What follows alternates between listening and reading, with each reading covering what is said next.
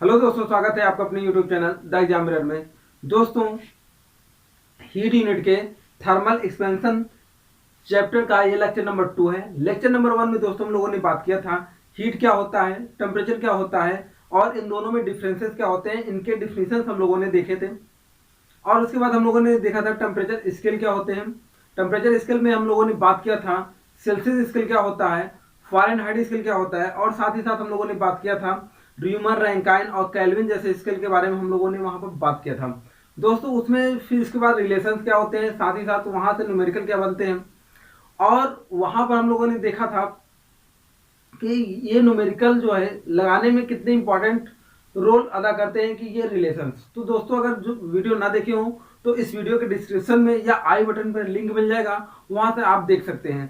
तो दोस्तों, आइए लेक्चर नंबर 2 हम लोग स्टार्ट करते हैं, जिसमें हम लोग देखिए कुछ इस प्रकार से थर्मल एक्सपेंशन को पढ़ेंगे। क्या पहला हम लोग देखेंगे थर्मल एक्सपेंशन जो होता है। दोस्तों, थर्मल एक्सपेंशन क्या होता है, तो इसी को हम लोग हिंदी में बोलते हैं उष्मी प्रसार। क्या बोलते हैं? उष्मी प्रसार, या इसी को हम लोग बोलते हैं तापी प्रसार। क्या बोलते हैं? तापी प्रसार। तो उष्मी प्रसार या तापी प्रसार जो होता है वह किसी ठोस को या किसी पदार्थ को हम लोग कह सकते हैं, किसी पदार्थ में ठोस, द्रव और गैस तीनों आ जाते हैं।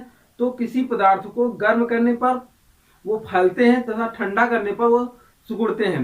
तो गर्म करने पर फैलने तथा सिकुड़ने को ही क्या कहा जाता है? उष्मी प्रसार या तापी प्रसार कहते हैं। ये आप हेडिंग बनाकर लिख लेंगे। उष्मी प्रसार क्या होता है, तो कहेंगे किसी पदार्थ का, क्या लिखेंगे? किसी पदार्थ को गर्म करने पर फैलते हैं, किसी पदार्थ को गर्म करने पर क्या होते हैं? फैलते हैं तथा ठंडा करने पर सिकुड़ते हैं। इसी को क्या कहते हैं? उष्मी प्रसार कहते हैं। राइट। तो मैं आशा करता हूं कि आप ये लिख लिए होंगे। अब आगे बात करते हैं पदार्थों के आधार पर इनको कितने भागों में बांटा गया है। 3 भागों में बांटा गया है। मतलब ठोसों में अलग प्रकार का प्रसार पाया जाता है, गैसों में अलग प्रकार का, द्रव में अलग प्रकार का। तो उसी के आधार पर इसको कितने भागों में डिवाइड किया गया? 3 भागों में डिवाइड किया गया। अब पहला नंबर देखिए, यहां पर अगर मैं सॉलिड में बात करूं तो थर्मल एक्सपेंशन इन सॉलिड, अर्थात ठोस में उष्मी प्रसार। इसमें हिंदी में क्या लिखेंगे? ठोस में उष्मी प्रसार, ठोस में उष्मी प्रसार। अब दोस्तों देखिए, ठोस में उष्मी प्रसार, इसके बाद उसी प्रकार से द्रव में, अर्थात थर्मल एक्सपेंशन इन लिक्विड, द्रव में उष्मी प्रसार। ये क्या हो जाएगा? द्रव में उष्मी प्रसार। इसमें हम लोग मुख्यतः जो है जब बात करेंगे इसके लिक्विड के बारे में, लिक्विड में हम लोग मुख्यतः जल के बारे में बात करेंगे, क्योंकि यहां पर इसमें असामान्य प्रसार देखने को मिलता है। तो दोस्तों, इसके लिए हम लोग अगले वीडियो में बात करेंगे, लेक्चर नंबर 3 में बात करेंगे। आज लेक्चर नंबर 2 में सिर्फ हम लोग क्या करेंगे? थर्मल एक्सपेंशन इन सॉलिड्स के बारे में बात करेंगे, जहां पर हम लोग लीनियर एक्सपेंशन के बारे में बात करेंगे। सारे यहाँ पर जितने भी सुपरफिशियल एक्सपेंशन या वॉल्यूम एक्सपेंशन जो होते हैं, सारे जो है बात करेंगे। दोस्तों, एक और होता है थर्मल एक्सपेंशन इन गैसेस। गैसों में थर्मल एक्सपेंशन क्या होता है, तो यहां पर हम लोग इसे लेक्चर नंबर 4 में डिस्कस करेंगे। तो दोस्तों, ये पूरा पिक्चर रहा। हम लोगों को पढ़ना क्या है अभी थर्मल एक्सपेंशन से। दोस्तों, बहुत सारे फैक्ट इसमें देने होते हैं, इसलिए सबके लिए अलग अलग वीडियोज बनाने पड़ते हैं। नहीं तो एक ही वीडियोज में अगर सारी बातें बताई जाए तो ये वीडियो लंबा हो जाएगा, आप ऊबर महसूस होगा।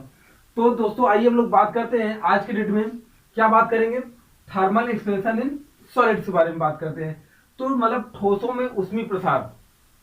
दोस्तों, पहला नंबर तो देखते हैं कि ठोसों में उष्मी प्रसार की फिनोमिना एक्चुअल में है क्या। तो देखिए, जैसे मैं बात करता हूं, यहां पर एक मैं कोई ब्लॉक ले लेता हूं, ये मान लेते हैं किसी धातु का बना होगा।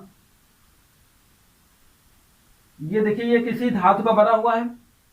इसमें अगर बात करें तो 3 डायमेंशन है। एक क्या है, यहां पर देखिए, एक डायमेंशन ये, एक डायमेंशन ये, एक डायमेंशन ये।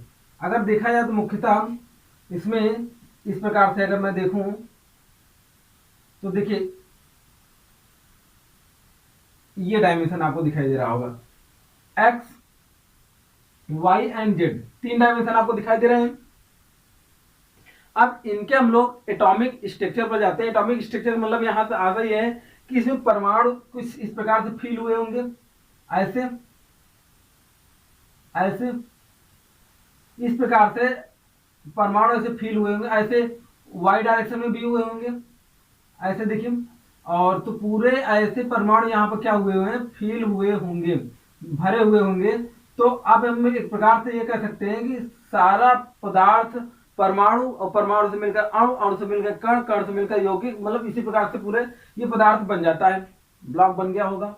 इसको जब हम लोग गर्म करेंगे, क्या करेंगे, गर्म करेंगे, यहाँ पर इसको हीट देंगे, तो ये देखिए क्या बनाएगा, हीट जब देंगे तो ये पार्टिकल, पहले नंबर तो अणुगत सिद्धांत का आधार पर लोग जानते हैं कि प्रत्येक पार्टिकल अपने स्थान पर वाइब्रेट करता है, अपने स्थान पर क्या करता रहता है, वाइब्रेट करता रहता है। जब इसको हम लोग और ऊर्जा देंगे, तो पिछले ही लेक्चर में हम लोगों ने बात किया था कि जब ऊर्जा देते हैं तो उसकी काइनेटिक एनर्जी क्या हो जाती है, बढ़ जाती है।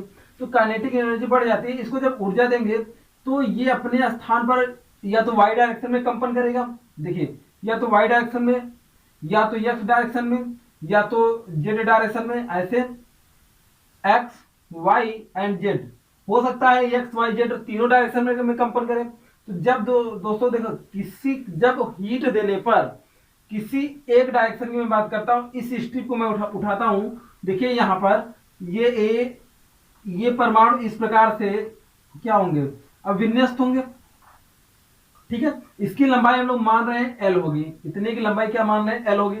जब इसको हीट करेंगे तो किसी एक डायरेक्शन में, मतलब हम लोग मान रहे हैं एक्स डायरेक्शन में ही जब मूवमेंट करते हैं, तो यहाँ पे देखिए ये मूवमेंट करेगा ऐसे, ये मूवमेंट करेगा ऐसे, सब अपने स्थान पर वाइब्रेट करेंगे। तो वाइब्रेशन में एक की ऊर्जा दूसरे पर क्या होगी, इंपैक्ट होगी, दूसरे पर जाएगा, धक्का मारेगा, तो धीरे धीरे धीरे धीरे इसकी लंबाई क्या हो जाएगी, इंक्रीज कर जाएगी, क्या हो जाएगी, इंक्रीज कर जाएगी। इसी को एक्सपेंशन कहा जाता है, इसी को प्रसार कहते हैं, इसी को क्या कहते हैं, प्रसार कहते हैं। आई बात समझ। देखिए जब इसको हम लोग गर्म किए तो अपने स्थान पर इसका मूवमेंट क्या हो गया, बढ़ गया, अपने ही स्थान पर मूवमेंट बढ़ गया। ध्यान दीजिएगा, पार्टिकल छोड़कर नहीं जाएगा, पार्टिकल छोड़कर तब जाएगा, पार्टिकल एक स्थान से दूसरे स्थान तक मूव तब करेगा जब ये मेल्टिंग पॉइंट पर आएगा। मेल्टिंग पॉइंट की कहानी अलग है। अभी ये क्या करते हैं, जब हम लोग गर्म करते हैं तो अपने स्थान पर क्या करते हैं, यहां से यहां तक के बीच में वाइब्रेट करेगा, और वाइब्रेट करते समय ये क्या करेगा, अगले को धक्का मारेगा, पुश करेगा। तो अगला भी तो, इसको भी तो थर्मल एक्सपेंशन मिला हुआ है, वो भी अगले को भी तो ऊर्जा मिली हुई है, वो भी इसकी हर जगह, मतलब पूरे पार्टिकल क्या हो जाएंगे, सभी के पास काइनेटिक एनर्जी भरपूर है, तो उनकी लंबाई धीरे धीरे क्या हो जाती है, बढ़ जाती है। जितना ज्यादा गर्म करेंगे उतनी ज्यादा लंबाई बढ़ती चली जाती है। अच्छा, ये बात डिपेंड करती है लंबाई पर भी, कितने लंबे वायर हैं या कितने लंबे चालक पदार्थ हैं, तो ये इन सब पर डिपेंड करता है। अब देखिए, ये तो लंबाई के डायरेक्शन में हो गया। अगर मैं बात करता हूं इसी प्रकार से ऐसा होता, सिर्फ वाई डायरेक्शन में, ये तो एक्स डायरेक्शन में, तो इस डायरेक्शन में लंबाई बढ़ जाती। अगर मैं बात करता इसी में कि ये दोनों डायरेक्शन में ले लेता, एक एक्स डायरेक्शन में और वाई डायरेक्शन में, तो देखिए इस डायरेक्शन में भी बढ़ेगा और इस डायरेक्शन में भी बढ़ेगा, तो इसे हम लोग क्या कहेंगे, जब दोनों डायरेक्शन में बढ़ेगा तो क्या भाई, इधर भी तो बढ़ेगा, जब दोनों डायरेक्शन में बढ़ेगा तो उसे हम लोग क्या कह देंगे, क्षेत्रफली प्रसार। क्या कह देंगे, क्षेत्रफली। अभी आपको सिर्फ फिनोमिना समझा रहे हैं, अभी हम इसकी परिभाषा हम लोग बात करेंगे अलग से। इसे हम लोग क्या कहेंगे, क्षेत्रफली प्रसार। देखिए जब एक डायरेक्शन में सिर्फ या तो एक्स एक्सिस में, या तो वाई एक्सिस में, या तो जेड एक्सिस में, किसी एक दिशा में एक्सपेंशन होता है, प्रसार होता है, तो उसे हम लोग क्या बोलते हैं, रेखीय प्रसार कहते हैं।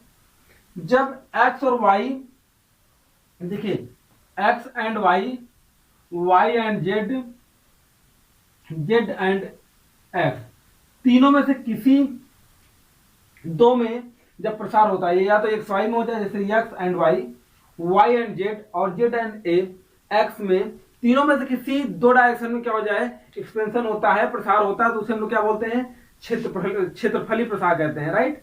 तो इसे क्या बोला जाता है, क्षेत्रफली प्रसार या सुपरफिशियल एक्सपेंशन बोलते हैं। अब यही फिनोमिना किसमें, तीनों दिशाओं में, देखो एक्स में भी हो, वाई में भी हो और जेड में भी हो, तीनों में जब एक्सपेंशन होता है तो इसका वैल्यूम क्या हो जाता है, बढ़ जाएगा, इसका वैल्यूम क्या हो जाएगा, बढ़ जाएगा। इसीलिए इसे क्या बोलते हैं, वैल्यूम एक्सपेंशन। क्या बोलते हैं, वैल्यूम एक्सपेंशन। आई बात समझ में। तो ये पूरा रहा पिक्चर, किस प्रकार से हम लोग ये बात करेंगे। तो अब आपको समझ में आ गया होगा एक्चुअल में जब किसी पदार्थ को गर्म किया जाता है तो उसकी लंबाई क्यों बढ़ जाती है, उसका क्षेत्रफल क्यों बढ़ जाता है, उसका जो है आयतन क्यों बढ़ जाता है। क्लियर। तो आइए हम लोग बात करते हैं परिभाषा पर। सबकी परिभाषा हम लोग लिखेंगे।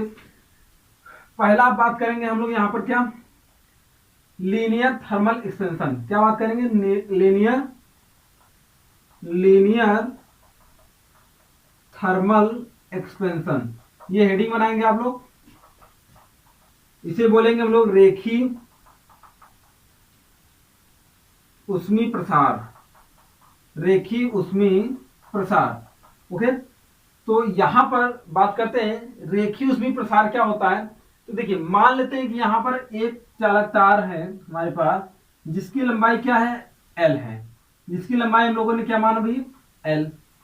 अब इसको क्या किया जाए, डेल्टा टी डिग्री सेंटीग्रेड तक गर्म किया जाए। कितना, डेल्टा टी डिग्री सेंटीग्रेड तक गर्म किया जाए। तो डेल्टा टी डिग्री सेंटीग्रेड तक गर्म करने पर इसकी लंबाई में जो वृद्धि हो गई वो कितनी हो गई, डेल्टा एल की वृद्धि हो गई। कितने की, डेल्टा एल की वृद्धि हो गई। तो अब हम लोग कह सकते हैं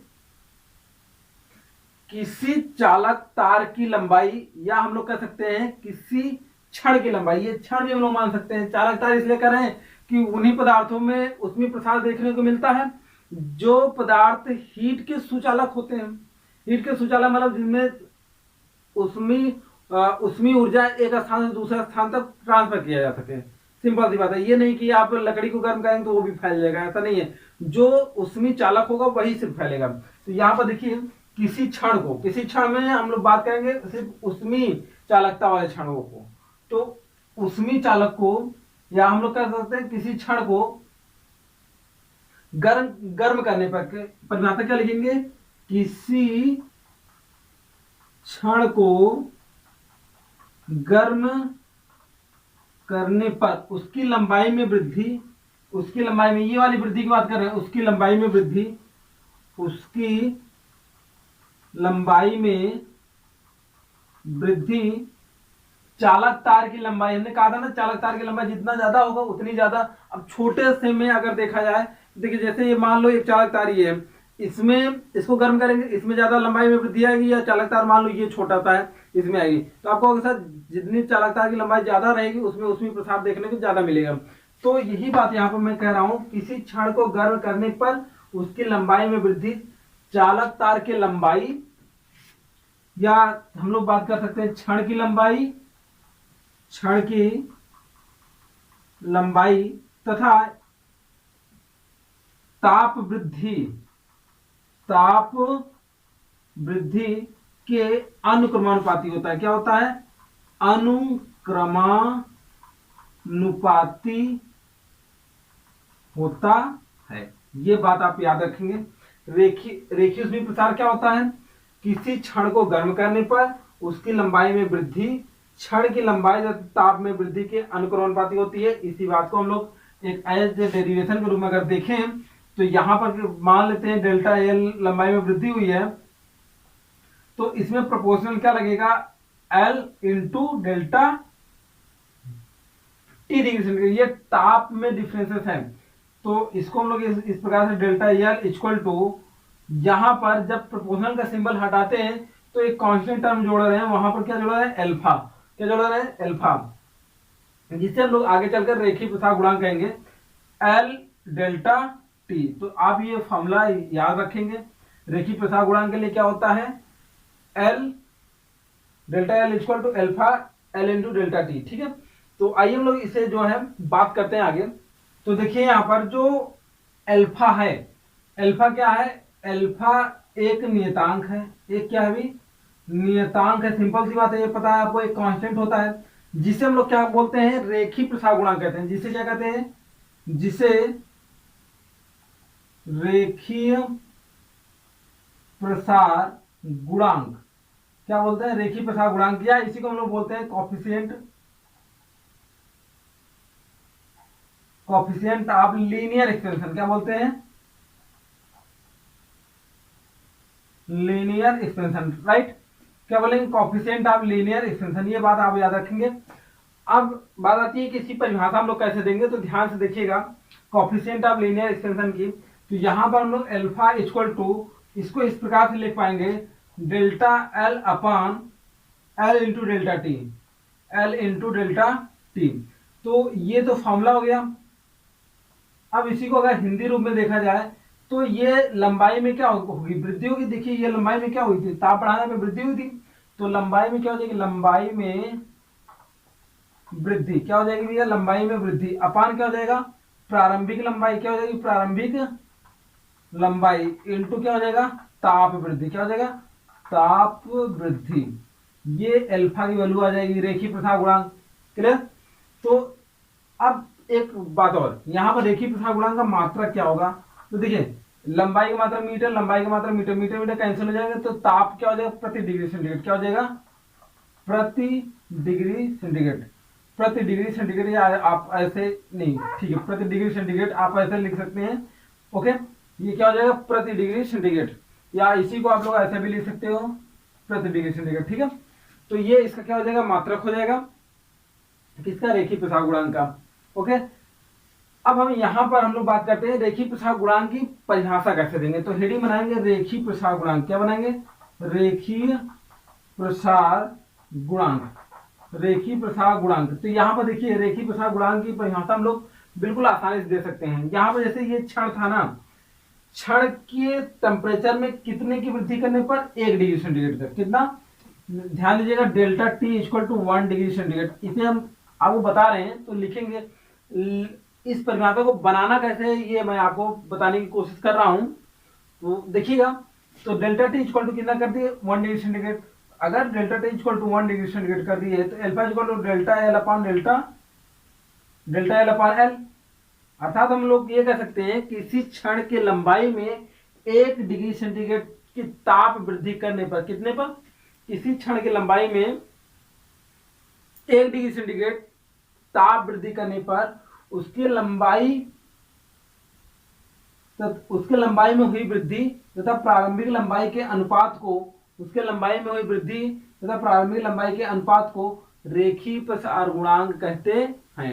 ओके, तो यही बात आप लिखेंगे, क्या लिखेंगे, हेडिंग बनाए रेखीय प्रसार गुणांक। तो इसमें लिखिएगा कि किसी क्षण के तापमान में 1 डिग्री सेंटीग्रेड तक की वृद्धि करने पर उस क्षण की लंबाई में हुई वृद्धि तथा प्रारंभिक लंबाई के अनुपात को उस क्षण का रेखीय प्रसार गुणांक कहते हैं। डन। तो ये आपकी परिभाषा हो जाएगी।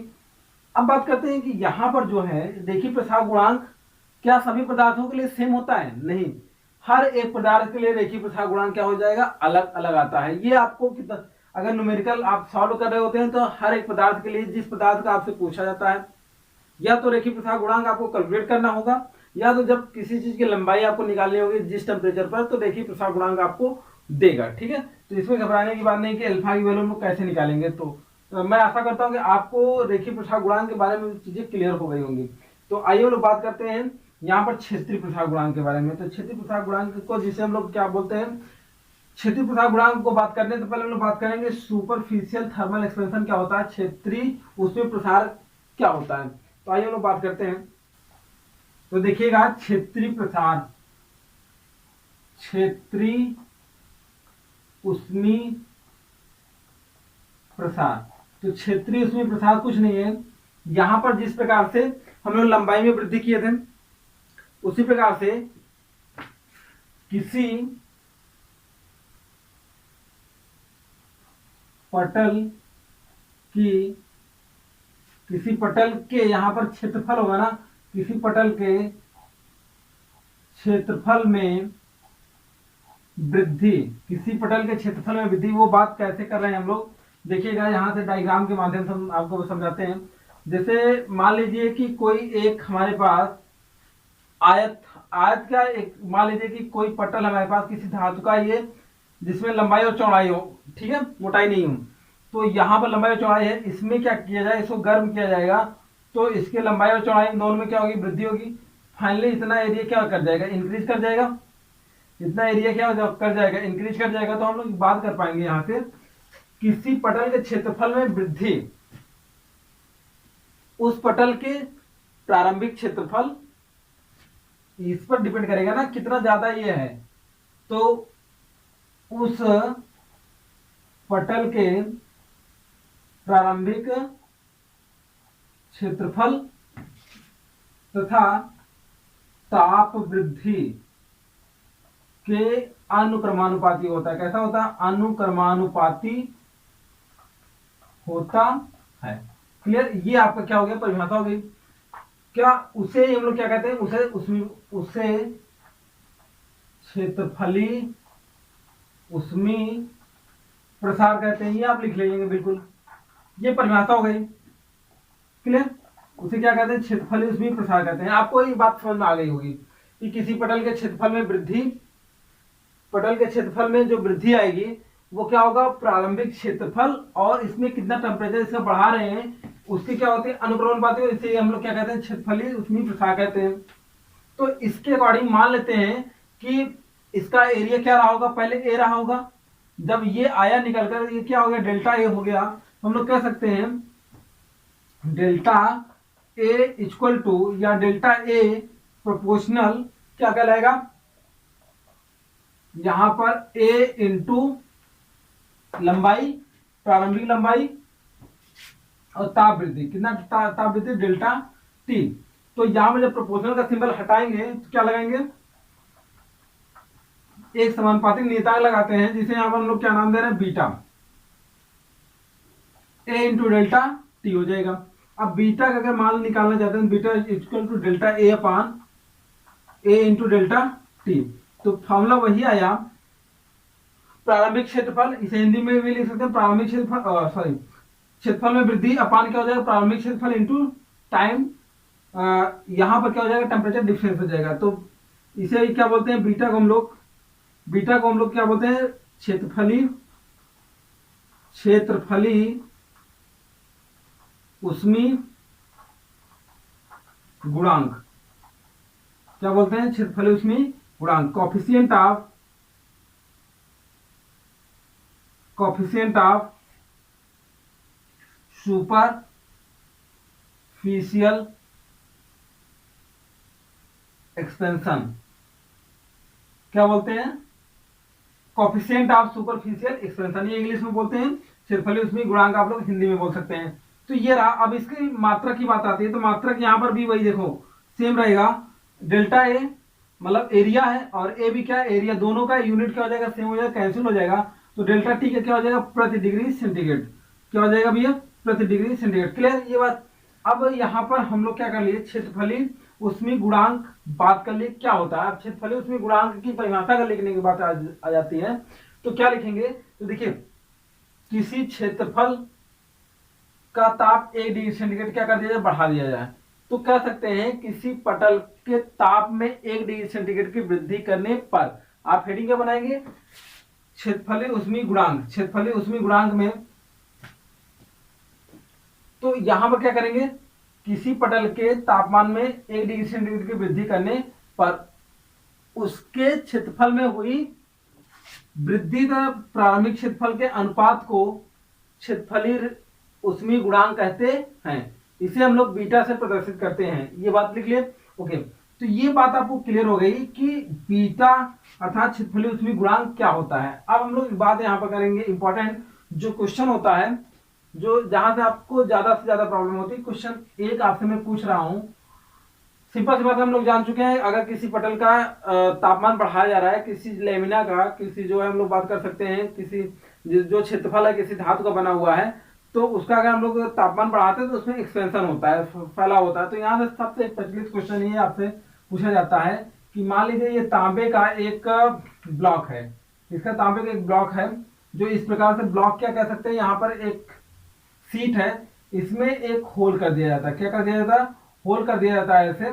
तो होल करने पर अब इसको होल हुआ है, अब इसका क्या करेंगे? इसका तापमान बढ़ा रहे हैं। क्या कर रहे हैं? तापमान बढ़ाएंगे। तापमान बढ़ाने पर इसके होल का डाया जो है, जो इसका व्यास होगा वो बढ़ेगा कि घटेगा। तो आप जो है यहाँ पर सारी चीजें समझ चुके हैं। आप क्या कर सकते हैं? वीडियो को पॉज करके इसका आंसर कमेंट बॉक्स में दे सकते हैं। तो आई होप, मैं ऐसा करता हूं कि आप आंसर दिए होंगे। आइए हम लोग बात करते हैं यहाँ पर। ये देखिए, जब हम लोग टेम्परेचर को इंक्रीज करते हैं, तो टेम्परेचर को इंक्रीज करेंगे तो इसके चारों तरफ की दिशाएं क्या होंगी? बढ़ेंगी। इसके चारों तरफ की दिशाएं क्या होंगी? बढ़ेंगी। सिंपल सी बात है। क्यों? क्योंकि हम लोग बात कर चुके हैं यहाँ पे बढ़ती है। तो अब देखिए, इसीलिए यहाँ क्या होता है कि इसका एरिया भी ये क्या कर जाता है, ये गोला पहले के अपेक्षा क्या हो जाता है, बड़ा हो जाता है। गोला पहले के अपेक्षा क्या हो जाएगा, बड़ा हो जाएगा। आपके दिमाग में एक क्वेश्चन ऐसा भी आ सकता है कि सर ये अंदर की ओर तो बढ़ेगा, अंदर की ओर भी तो बढ़ेगा, लेकिन ऐसा नहीं होता है, ये बाहर की ओर ही एक्सपेंशन शो होता है। अच्छा, एग्जाम में कंफ्यूजन ना हो तो आप क्या करेंगे, एक ही पदार्थ अगर बना हुआ होगा तो वहां पर इसको क्या करेंगे, जैसे ये है एक ही पदार्थ का बना हुआ है, तो इसको इस प्रकार समझिए, स्क्रीन शॉट लिया, स्क्रीन शॉट करने के बाद इसको क्या कर दिया, जूम कर दिया। तो जूम करने पर अगर देखेंगे तो ये एरिया इस प्रकार से बढ़ रहा है, तो ये भी क्या होगा, बढ़ेगा। तो गोला क्या हो जाएगा, बढ़ जाएगा। तो एक ही पदार्थ बना होगा तो उसमें गोला बढ़ेगा या घटेगा, ताप बढ़ाने पर कहेगा तो जूम करिएगा, ताप घटाने पर कहेगा तो जूम आउट करिएगा। तो इस प्रकार से आपको पता चल जाएगा। तो बड़ा हो रहा है तो बताएंगे गोला बड़ा हो जाएगा, और छोटा हो रहा होगा तो छोटा हो जाएगा। ठीक है, ये आप लोग बिल्कुल एकदम क्लियर रखेंगे। ये पहला नंबर क्वेश्चन हो गया। दूसरा नंबर क्वेश्चन आपसे ये पूछा जाएगा, अगर मान लेते हैं कि यहाँ पर एक इस प्रकार से सीट है कोई, इसमें दो गोले काट दिए जाते हैं। कितने गोले काट दिए जाते हैं, दो गोले जब काट दिए जाते हैं तो यहाँ पर कोई दो पॉइंट हम लोग रखते हैं, ए और बी पॉइंट, ए और बी पॉइंट तो रखते हैं। अब इसको बात किया जाए, इसमें क्या होगा, ए और बी के बीच की दूरी बढ़ेगी पहला, दूसरा ए और बी के बीच की दूरी घटेगी। इसमें से दो ही ऑप्शन मैं आपको दे रहा हूं, तो आप क्या बताएंगे। तो देखते हैं आप लोग बता पाते हैं नहीं। वीडियो को पॉज करेंगे और आप आंसर देंगे। तो मैं आशा करता हूं कि आप आंसर दे दिए होंगे। देखिए, इसमें भी वही है, इसको जब हम लोग गर्म करेंगे तो इसके चारों तरफ मतलब ये फैलेंगे चारों तरफ, ये फैलेंगे तो इसका भी व्यास बढ़ेगा, इसका भी व्यास बढ़ेगा, ध्यान देना। तो आपके दिमाग में आएगा ये और ये आपस में पास आ जाएंगे, ऐसा नहीं है। हमने कहा एक ही पदार्थ का बना हुआ है। इसको क्या लेना, स्क्रीनशॉट लेना है। स्क्रीनशॉट लेने के बाद इसको जूम करिए। जूम करने पर देखिए ये पॉइंट यहां पर आ जाएगा, ये पॉइंट यहां पर आ जाएगा। तो इस प्रकार से दोनों के बीच की दूरी क्या हो जाएगी, बढ़ जाएगी। ए और बी के बीच की दूरी क्या हो जाएगी, बढ़ जाएगी। तो आई होप आपको ये क्लियर हो गया होगा। इसी प्रकार से क्वेश्चन और हम लोग देख लेते हैं। यहाँ पर तीसरा नंबर क्वेश्चन आपसे मैं पूछ रहा हूँ। एक मान लीजिए एक इस प्रकार से कोई स्ट्रक्चर है हमारे पास,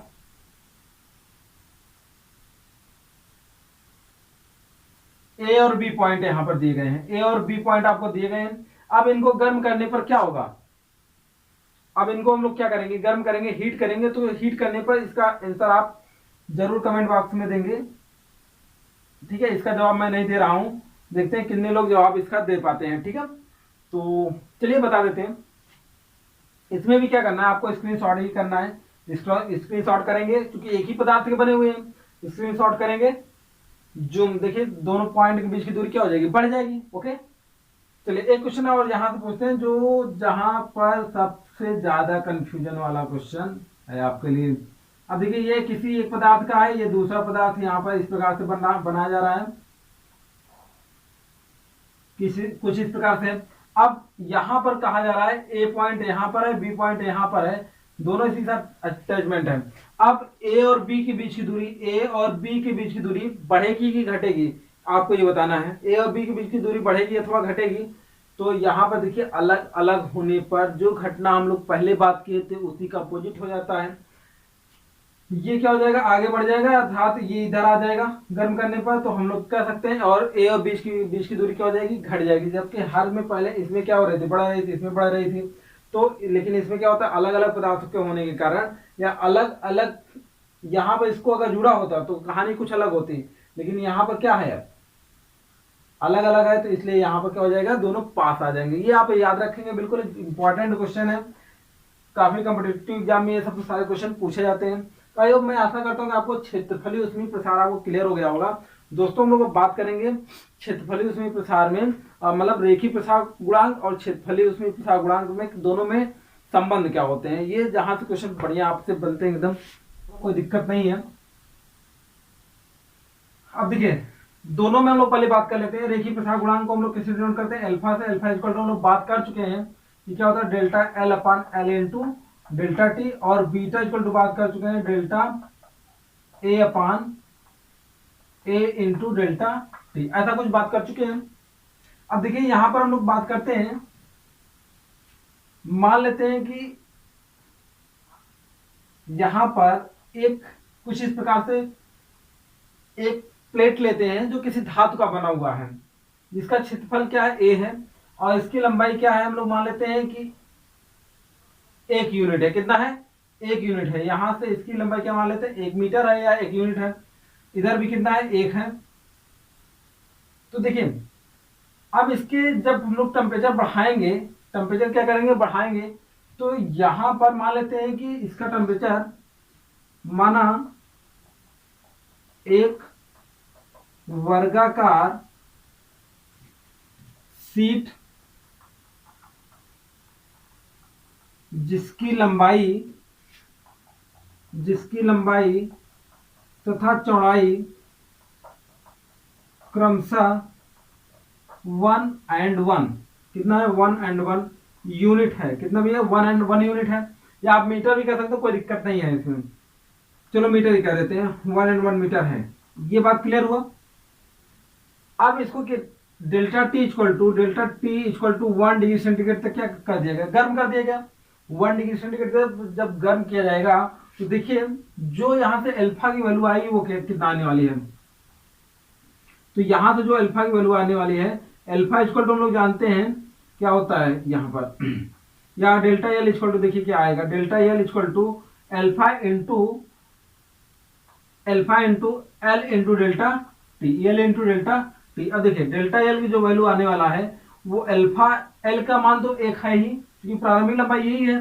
तो 1 इंटू डेल्टा टी का मान कितना, 1 माने हो, तो डेल्टा एल इक्वल टू कितना आ जाएगा, अल्फा कितना आ जाएगा भाई, अल्फा आ जाएगा। ये बात क्लियर हो गया। इसका मतलब है कि ये दोनों साइड से मिला करके यहाँ पर हम लोग कह सकते हैं ये पूरा का पूरा ये यहां से बढ़ गया होगा ऐसा कुछ। ये टोटल 1 था, अब कितना हो गया, 1 प्लस अल्फा। कितना हो गया, 1 प्लस अल्फा। इसका मतलब है कि लंबाई बढ़ गई। तो इसका डायग्राम कुछ इस प्रकार से बन जाएगा। पहले ये ऐसे था, अब क्या हो जाएगा, दोनों साइड हर तरफ बढ़ जाएगा। तो ये अब क्या होगा, 1 प्लस अल्फा। क्लियर। तो अब इसकी साइड 1 प्लस क्या हो गई, अल्फा हो गई। पहले एरिया कितना था, ध्यान दो, पहले एरिया 1 इंटू 1, प्रारंभिक area A equal to 1 into 1 equal to 1 metre square, right. अब बात करते हैं कि बाद में हम लोग क्या मान सकते हैं, यहां पर 1 प्लस अल्फा स्क्वायर। तो यहां पर हम लोग बात कर सकते हैं डेल्टा ए कितना आया होगा, एरिया में वृद्धि कितनी आई होगी, तो 1 प्लस स्क्वायर, 1 प्लस अल्फा का स्क्वायर माइनस 1, क्योंकि 1 ही तो है ये। तो इसको हम लोग सॉल्व करेंगे, 1 प्लस अल्फा का स्क्वायर प्लस 2 अल्फा माइनस 1। अब दोस्त ये कैंसिल हो जाएगा दोस्तों, देखो अल्फा स्क्वायर प्लस 2 अल्फा। अब देखिए एक बात ध्यान से देखिएगा आप लोग, अगर ये अल्फा है तो बहुत ज्यादा अल्फा का मान नहीं आता है, और जब कोई चीज छोटी होती है उसको वर्ग कर दिया जाता है तो वो वैल्यू क्या हो जाएगी, निग्लेक्टेड हो जाएगी, खत्म हो जाएगी। तो डेल्टा ए की वैल्यू लोग मुख्यतः कितना लेंगे, 2 अल्फा। कितना लेंगे, 2 अल्फा। ये अभी तक देखो इस पूरे पिक्चर में हम लोग इतना ही सिर्फ काम किए हैं। अल्फा और बीटा क्या होता है ये तो हम लोग बात किए थे, क्योंकि हम लोग इरेज कर दिए थे तो ये दिखाना था, ये हम लिख दिए। अब बात की यहाँ पर हमने माना एक वर्गाकार शीट है जिसकी लंबाई और चौड़ाई 1 मीटर है। अच्छा, 1 डिग्री सेंटीग्रेड ताप बढ़ाया गया तो डेल्टा एल की लंबाई में वृद्धि कितनी हुई, तो अल्फा के बराबर हुई। तो इधर मान लेते हैं अल्फा बाई 2, इधर मान लेते हैं अल्फा बाई 2, तो ये पूरा 1 प्लस अल्फा गया। लंबाई में वृद्धि हुई होगी तो चौड़ाई में भी उसी प्रकार से वृद्धि हुई होगी, क्योंकि लंबाई उतनी ही, चौड़ाई भी उतनी ही है। तो क्षेत्रफल में कितना परिवर्तन हुआ, ये आ गया। अब हम लोग जानते हैं बीटा इक्वल टू क्या होता है। यहाँ पर बीटा इक्वल टू देखिए delta A upon A into क्या आ जाएगा, डेल्टा टी डिग्री सेंटीग्रेड।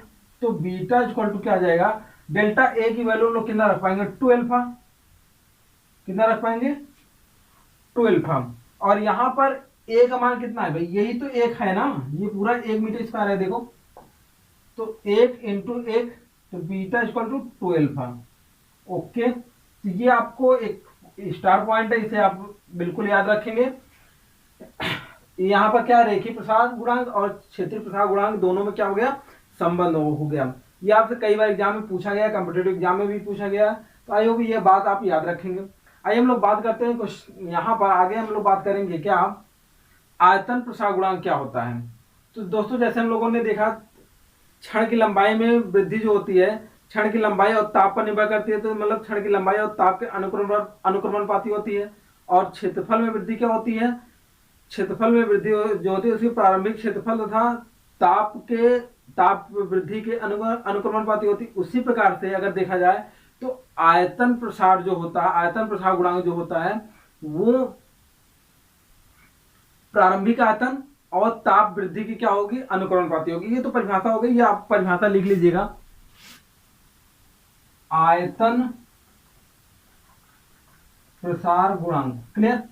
ये आयतन प्रसार गुणांक में अगर मैं बात करूं आपसे, किसी पदार्थ के आयतन प्रसार गुणांक में हम लोग क्या लिखेंगे, देखिएगा किसी पदार्थ के आयतन में वृद्धि, किसमें, किसी पदार्थ के आयतन में, किसमें, आयतन में, ये लिखेंगे किसी पदार्थ के आयतन में वृद्धि उस पदार्थ के प्रारंभिक आयतन, उस पदार्थ के प्रारंभिक आयतन तथा ताप वृद्धि के अनुक्रमणपाती होता है। ये आप लिख पाए। अब आगे देखिए इसी बात के स्टेटमेंट में यहाँ पर हम लोग क्या है, ताप वृद्धि जो यहाँ पर आयतन में जो वृद्धि आएगी वो किसके अनुक्रमणपाती होगी, प्रारंभिक आयतन और डेल्टा टी के अनुक्रमणपाती होगी। अच्छा, यहाँ पर डेल्टा वी इक्वल टू एक हम लोग कांस्टेंट यूज करते हैं गामा, तो यहाँ पर यहाँ पर v इंटू डेल्टा टी आ जाएगा, तो गामा इक्वल टू क्या आ जाएगा, delta V upon V into delta T, जहां गामा क्या है, समानुपातिक नियतांक है जिसे हम लोग क्या बोलते हैं, आयतन प्रसार गुणांक कहते हैं। जिसे हम लोग क्या बोलेंगे, आयतन प्रसार गुणांक क्या कहते हैं, आयतन प्रसार गुणांक कहते हैं। अब बात आती है आयतन प्रसार गुणांक की परिभाषा कर देना होगा, तो delta T equal to 1 degree centigrade, कितना, 1 डिग्री सेंटीग्रेड। आयतन किसी पदार्थ का जो आयतन होगा उसका 1 डिग्री सेंटीग्रेड तक ताप में वृद्धि करने पर उसके आयतन में वृद्धि, तथा प्रारंभिक आयतन के अनुपात को आयतन प्रसार गुणांक कहते हैं। फिर से देखिए, 1 डिग्री सेंटीग्रेड ताप बढ़ाने पर किसी पदार्थ का 1 डिग्री सेंटीग्रेड ताप बढ़ाने पर उसके आयतन में वृद्धि तथा प्रारंभिक आयतन के अनुपात को क्या कहते हैं, आयतन प्रसार गुणांक कहते हैं। इसे गामा से प्रदर्शित करते हैं। मात्रक की अगर मैं बात कर लेता हूं, मात्रक में यहाँ पर देखिए ये मीटर क्यूब कैंसिल हो जाएगा, तो क्या हो जाएगा, मात्रक प्रति डिग्री सेंटीग्रेड हो जाएगा, क्या हो जाएगा, प्रति डिग्री सेंटीग्रेड। आई होप आपको ये क्लियर हो गया होगा। अब हम लोग यहाँ पर बात करते हैं रेखी प्रसार गुणांक, रेखी प्रसार गुणांक तथा आयतन प्रसार गुणांक में संबंध। ये आप संबंध हम लोग देखते हैं यहाँ पर, देखिए संबंध में देखते हैं यहां पर क्या बातें होंगी। तो देखिए संबंध जैसे हम लोग बात करते हैं कि यहां पर एक ऐसा कुछ लिया जाए, घन लिया जाए, जैसे यहां पर हम लोग एक घन ले रहे हैं, ठीक है। इस घन की जो लंबाई और चौड़ाई है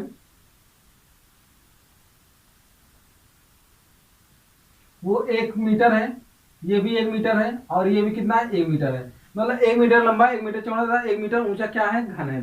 तो इसमें अगर हम लोग अभी इसकी लंबाई में हम लोग वृद्धि देखते हैं तो यहाँ पर क्या हो जाएगा, वही बात आएगी कि जैसे हम लोग डेल्टा एल बात करते हैं, delta L equal to alpha into L into delta T. 1 degree centigrade ताप बढ़ाने पर डेल्टा टी का मान कितना रखेंगे, 1 डिग्री सेंटीग्रेड, तो ये डेल्टा एल इक्वल टू, चूंकि एल का मान कितना 1 है तो एल्फा आ जाएगा। बात क्लियर हो गया, एल का मान कितना आ जाएगा, एल्फा आ जाएगा। तो यहां पर देखिए अगर मैं बात करूं v की वैल्यू निकालने के लिए, v बराबर क्या होता है, लंबाई गुणित चौड़ाई गुणित ऊंचाई, तो लंबाई एल बी एच क्या आ जाएगा, L B H, V equal to 1 into 1 into 1, तो कितना आ जाएगा 1, finally V equal to 1 metre cube आया, राइट। ये बात आपको क्लियर हो गई होगी। अब बात आती है कि यहां पर जो है जब 1 डिग्री सेंटीग्रेड ताप बढ़ाएंगे तो अल्फा की वृद्धि हो जाएगी।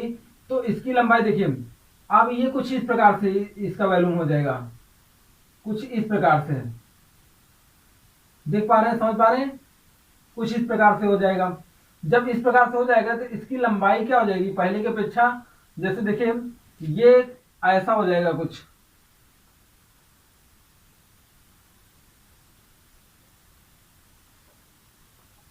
कुछ ऐसा हो जाएगा। तो इसकी लंबाई 1 प्लस एल्फा हो जाएगी, इसकी लंबाई 1 प्लस एल्फा, और ये भी लंबाई 1 प्लस क्या हो जाएगी, 1 प्लस एल्फा हो जाएगी। क्लियर।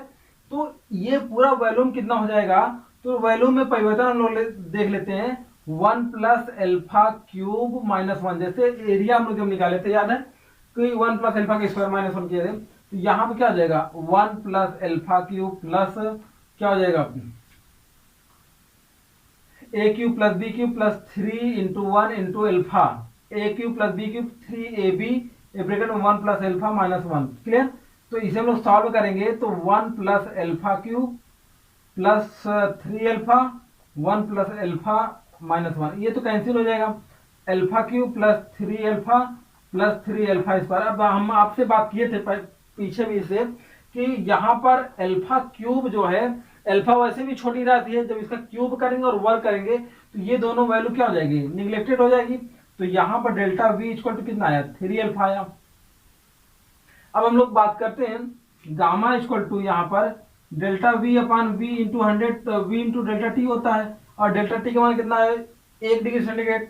और अब देखिए इसी को हम लोग आगे सॉल्व करते हैं, यहाँ पर सॉल्व करते हैं तो गामा इक्वल टू क्या आएगा भाई, delta V equal to 3 alpha, और यहाँ पर क्या हो जाएगा इसकी वैल्यू 1 इसकी वैल्यू भी 1, तो गामा इक्वल टू क्या आ जाएगा 3 एल्फा। क्लियर। तो देखिए यहां से एक बात आपको क्लियर पता चल गई कि जो आयतन प्रसार गुणांक होता है वो रेखीय प्रसार का गुणांक क्या होता है, 3 गुना होता है। यहाँ पर रेखीय प्रसार गुणांक के 3 गुने की क्या होता है, बराबर होता है। ये बात क्लियर हो गई। इसमें एक बात इंपॉर्टेंट है, अब इसमें 3 से संबंध पूछता है, रेखीय प्रसार गुणांक, क्षेत्रफलीय प्रसार गुणांक और आयतन प्रसार गुणांक में संबंध। तो आइए देखते हैं तीनों में संबंध क्या होते हैं। अल्फा बीटा एंड गामा में संबंध, ठीक है। तो ये इंपॉर्टेंट है, इसे हम लोग रेखीय प्रसार गुणांक, क्षेत्रफलीय प्रसार गुणांक और आयतन प्रसार गुणांक में संबंध। तो यहाँ पर देखिए हम लोग एक बात जान चुके हैं, बीटा इक्वल टू क्या हो जाएगा 2 एल्फा, क्या हो जाएगा 2 एल्फा, और यहां पर गामा इक्वल टू भी क्या हो जाएगा आपका 3 एल्फा। क्लियर। तो इस प्रकार से अगर बात किया जाए कुछ यहां से, तो एल्फा इक्वल टू 2 बीटा, तो देखिए यहां पर एल्फा बीटा और गामा, एल्फा बीटा और गामा अगर बात किया जाए तो एल्फा तो देखो भैया 1 हो गया, बीटा इक्वल टू देखा जाए तो 2 एल्फा है तो 2 हो गया, और गामा इक्वल टू कितना एल्फा है 3 एल्फा, तो कितना 1:2:3 के रेशियो में आता है। मतलब एल्फा बीटा गामा कितना होता है 1:2:3 के रेशियो में आता है। दोस्तों मैं आशा करता हूं कि आपको हमारे वीडियो पसंद आ रहे होंगे। अगर दोस्तों वीडियो आपको पसंद आ रहे हो तो वीडियो को लाइक जरूर करें और अपने दोस्तों में ज्यादा से ज्यादा शेयर करें। तो दोस्तों वीडियो में बने रहने के लिए धन्यवाद। मिलते हैं अगले वीडियो में, जहां पर हम लोग बात करेंगे थर्मल एक्सपेंशन ऑफ लिक्विड, और उसके बाद हम लोग बात करेंगे थर्मल एक्सपेंशन ऑफ गैसेस के बारे में बात करेंगे। दोस्तों कंप्लीट वीडियो के लिए द एग्जाम मिरर चैनल को जरूर सब्सक्राइब करें। मिलते हैं अगले वीडियो में। जय हिंद।